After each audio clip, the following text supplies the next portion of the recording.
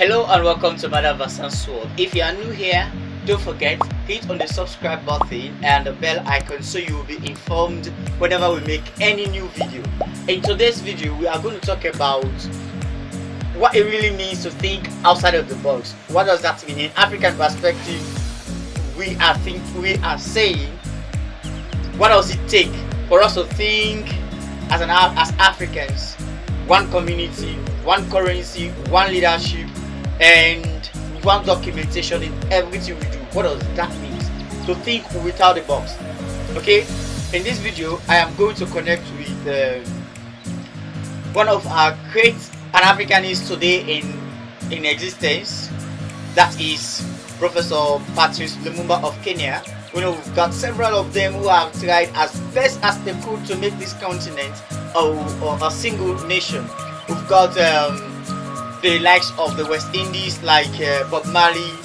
You know, we've got Joseph Hills, we've got Gavi, you know, Kwame Nkrumah of Ghana, we've got Julius Nyerere of Tanzania, Sekou Touré of Guinea, we've got the likes of Thomas Sankara, Burkina Faso, J.J. Rawlings, Media Souls, rest in peace. These men were great men who thought that an African nation cannot exist without another, especially in the words of Kwame Nkrumah. Okay, there was a time on their Independence Day he said that Ghana can never be independent if the rest of Africa is not independent. So as a result, those people have in several ways tried as best as they could to make Africa a united Africa under one leadership, but they were not able to do it. I think the onus now lies on us, the young men and women of this continent, to make sure we make this continent a single united Africa. Why is that? For example, even the phone calls that we make within Africa are 3 times expensive than calls going out of Africa. For example, in Sierra Leone, if I am in Sierra Leone, I want to call a relative. 70% of my relatives are Liberians. Okay, my parents are hailing from Guinea through Liberia, now Sierra Leone. If I want to make a call to Liberia on only company, it will cost me 3,900 leones, which is about, I don't know how much that is. I don't even want to know how much it costs in dollars. I wish we could have Echo or Afro, something that is an African currency, like we have it in the US, that they have dollars. Okay, like they have in the European Union, they have euro. Why can't we have a continent of 52 or more than that countries? Why can't we have our own currency controlled by our own government?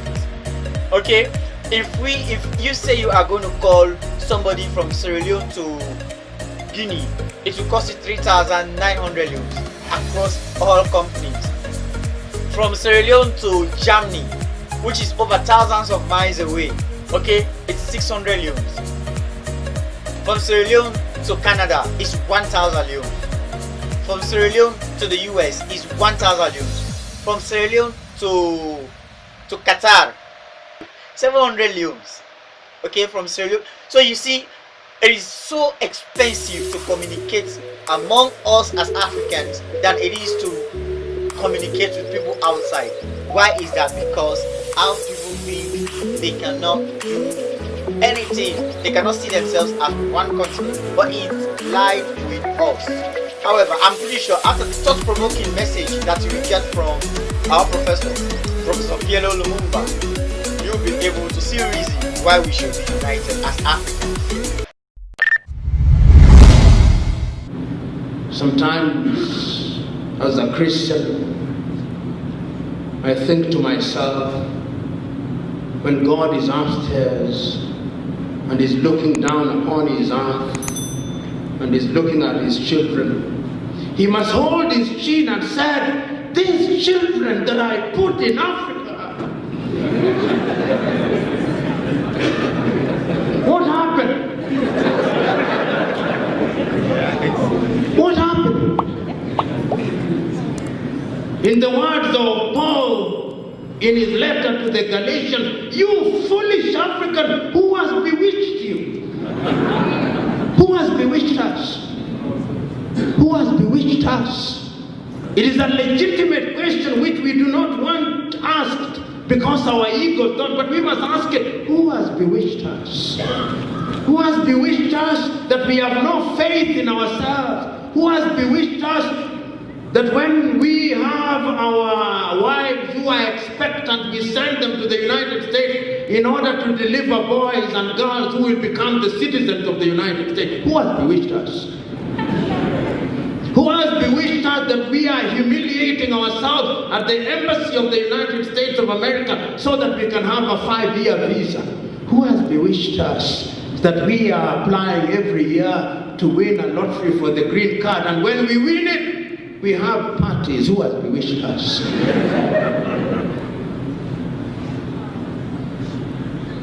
These are painful questions, particularly for the younger generation.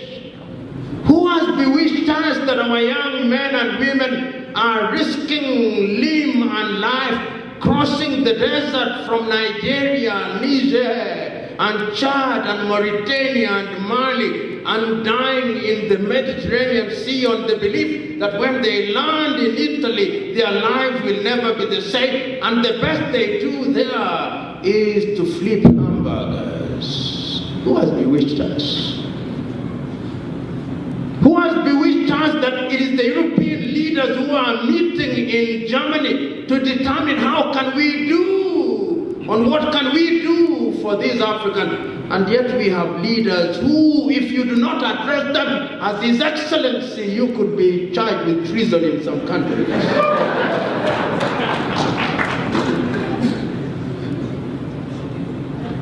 Who has bewitched us?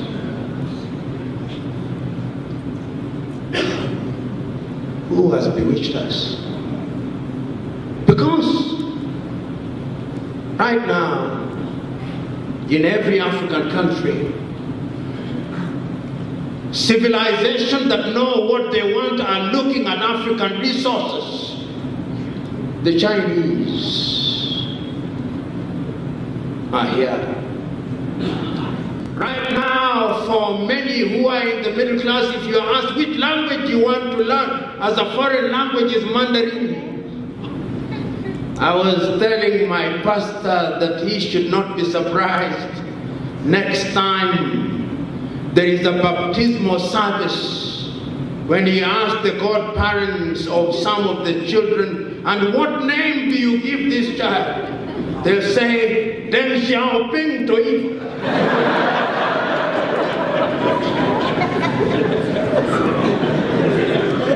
In other words, culturally we are being reconquered again.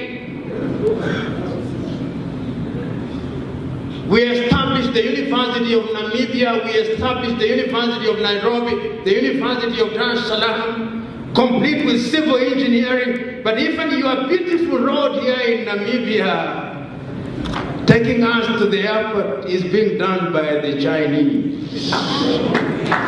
Our beautiful road in Nairobi, Kenya, which we call the Thika Superhighway, was done by the Chinese. The road in Uganda from Entebbe to Kampala is being done by the Chinese. The port of Tema in Ghana is being done by the Chinese. The airport in Ghana is being done by the Chinese. Oh, the Chinese. Oh, the Chinese. Where are our engineers? Where are our doctors? Right now, I would not be surprised if at the University of Namibia there is not an institute called the Confucius Institute. There are Confucius Institute at the University of Nairobi, at the University of Dar es Salaam. The Chinese know what they want. And throughout the ages, those who know what they want get what they want if they work at it. The question is, do we know what we want? How can we possibly know what we want if we don't even know in the first place? And once again, I'm saying that the leadership is at the very heart of it. You know, African countries have many ethnicities. Here in Namibia, you don't have the problem in that major sense. In my country, in Kenya, we have it, but we have succeeded in managing it. In Tanzania, 120 ethnicities, but Mwalimu Julius Nyerere was very clear that if you want things to divide you, you'll always get them. Therefore, we must look for things that unite us. And I'm submitting to us that Africa will only realize the potential if we who are assembled here, particularly those of us who have gone to school.